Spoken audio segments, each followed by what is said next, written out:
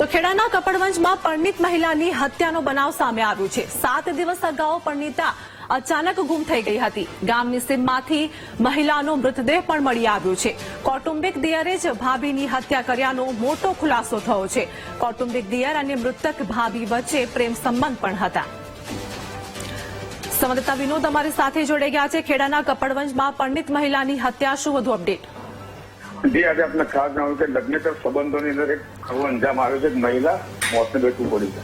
પોતાના જ કૌટુંબિક દિયર સાથે પ્રેમ સંબંધ બાંધનાર આ મહિલા 12મી માર્ચના રોજ એક વખત ઘરેથી ભાગી હતી અને ત્યારબાદ 4મી એપ્રિલના રોજ પણ બીજી વખત આવો પ્રયાસ કર્યો હતો। કુટુંબના લોકો કીધું કે અંદર વાત સમાધાનથી પતી જતી અને કોઈ ઘટના આગળ ન બને, પરંતુ આ મહિલા એટલી પ્રેમાંગ હતી કે પુરુષ દિયર સાથે એને સંબંધો બાંધ્યા છે। 4 દીકરાની માતા છે, 4 સંતાનોની માતા છે અને 23 વર્ષની આટલી નાની ઉંમરની અંદર એને 4 બાળકો નોંધારા બનાવ્યા છે।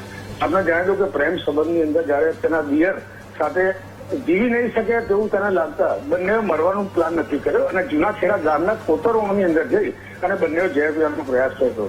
પરંતુ આ પ્રયાસની અંદર હકીકતની અંદર દિયરના મનમાં કંઈ જુદું જ ચાલતું હતું।